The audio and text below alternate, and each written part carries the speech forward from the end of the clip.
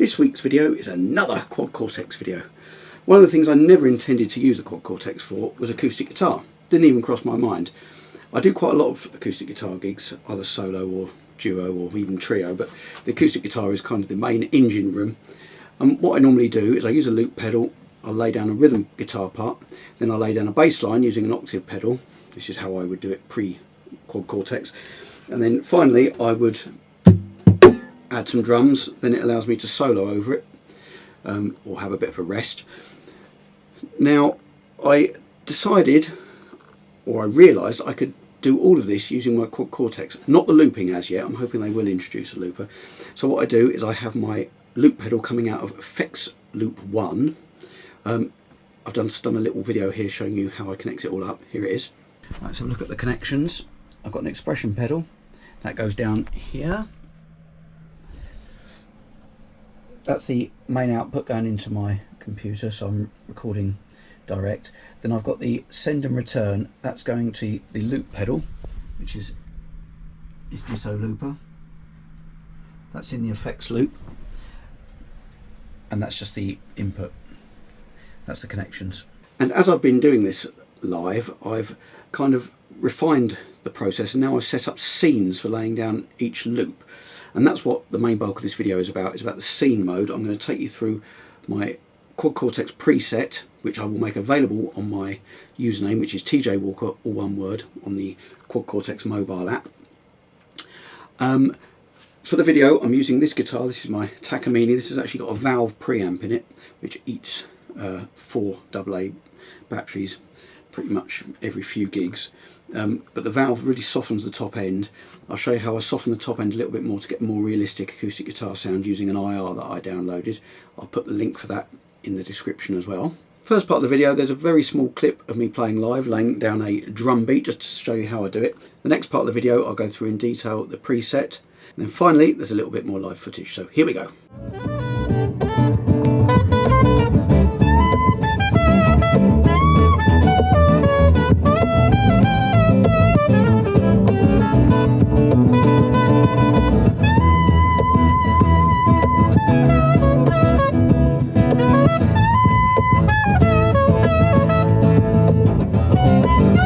Let's go through the signal path. So the first block I've got is a gain block. Now I'm boosting by 7.9, put that on so you can see it, 7.9 dB. So I use that for when I'm soloing. The next block, I've knocked out some of the bottom end and added a little bit of top end here. Now that needs to be adjusted really per gig. But it's good to have that there. I can always bypass it, but I've started using this parametric 8 to try and get a decent balance the sound through the PA that I'm going through. The third block is the wah pedal. Now I've got this set, as you can with the latest update, you can set it to be in bypass mode on the expression pedal in the heel position. It says the toe, I can't make that work, but in the heel position, then I bring it forward and it activates it. Heel back and then it turns off. I'll come to this parallel one in a minute. Next I've got an octaver set to do an octave below. There's a little bit of the octave above there. That's just how I've set it. That's what I use to do the bass lines. The next one, I've got a compressor here. I can use this for if I'm doing a strummed part. It's quite useful. Bit of compression on there evens things out. Then I've got a delay which I tend to use when I'm soloing. I've got it set so it will sync, and then I can tap this to get the delay in time with the song I'm playing. Then down here I've got a hall reverb which I have on when I'm soloing and when I'm strumming, but not when I'm playing the bass or the drums, but I'll show you what I've done there with the scenes. And finally, the effects loop. So I come out of the send into the loop pedal, then out of the loop pedal back into the return. That's how I establish the loops. Now this parallel line What I've done here, I downloaded an IR. It's of a Martin orchestra size guitar. I actually set this up for my Maton guitar, but I'm using my Takamine today. But so I will go and get a more suitable IR for this guitar at some point. So I'm running it in parallel, so you're not getting the whole signal affected by that. If you have the IR set, too much of the IR signal coming out, it tends to cause feedback, because you get lots of overtones and stuff, which when you're playing live can cause a bit of a problem. And then after that, I've put in this graphic equalizer, I've pulled even more of the bass out, because they tend to be quite bass heavy.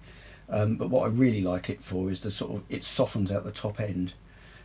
So with this guitar, with the valve softening out the top end, plus this IR softening out the top end, it should sound quite nice. I realised when I was editing the video that I hadn't explained how I got the IR onto the Quad Cortex and into the signal chain. So the first thing I did, I went onto a website called acousticir.free.fr, and on there you can search for IRs that best suit your guitar. The one I'm using on here is sort of best suited to my Maton, which is a kind of orchestra model size. But for the Takamine, I probably want a dreadnought sized one, so I'm going to go on there and find a more appropriate IR. But basically what you do is you download the IR from the website, then you upload it. I use the desktop on the website, on the Quad Cortex website. Within your profile you can upload impulse responses, and then you download them onto your Quad Cortex along here, impulse responses. As you can see, so the one I used was for an OM28 using a matrix pickup, and then the sample rate 44.1. Once you've done that, you need to put a cab block into your signal chain. I did mine in parallel. Unfortunately, it keeps the name of the cab block that you initially install, which in this case was a 110 US cab block. But what you do is you replace the impulse response with this one that you downloaded, and that basically you can fiddle with it afterwards.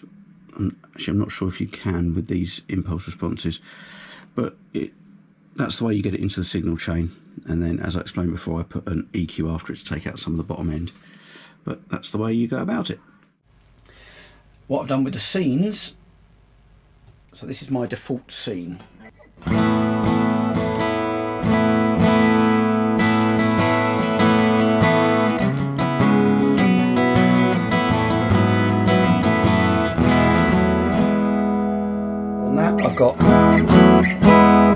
With that I've got reverb,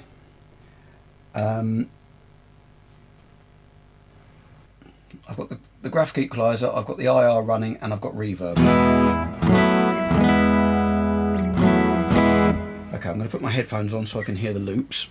And then what I'd typically do is I'd set down a loop with the loop pedal. So let me set something down here.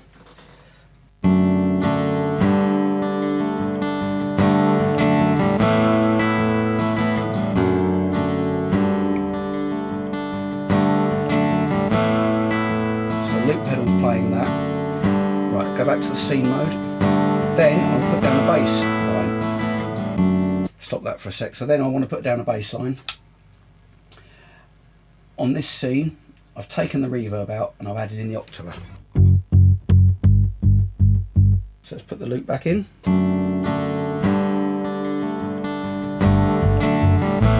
Hit the loop.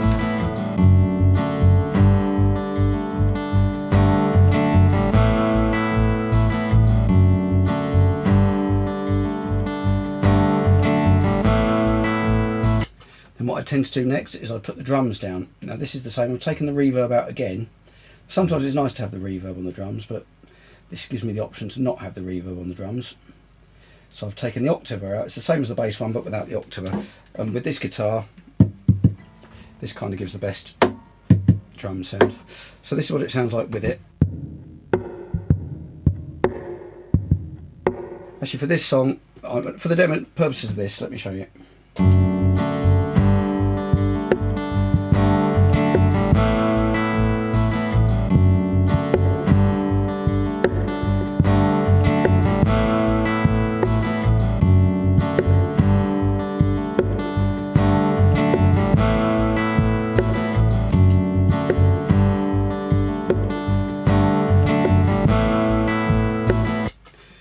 And then what I tend to do is I tend to solo over it. So I've set up this solo scene which adds in the gain.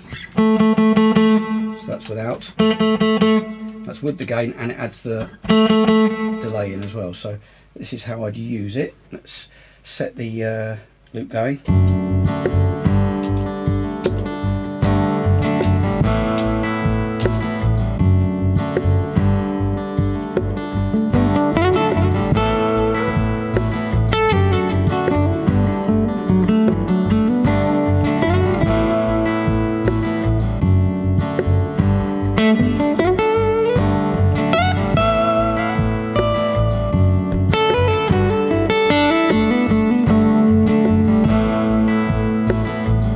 Now finally I've put on this strum,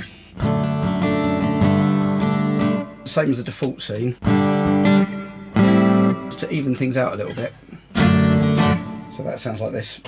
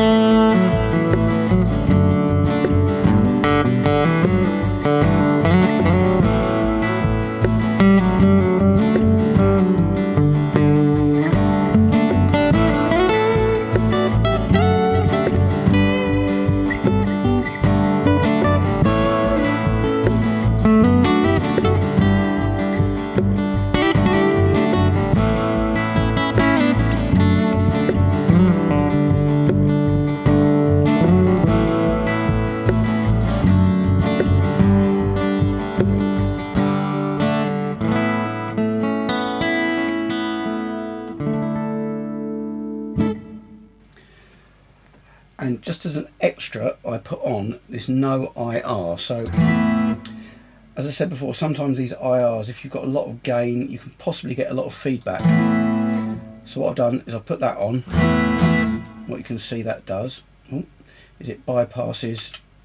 So from the default scene, this is with the IR, so if we can hear the difference.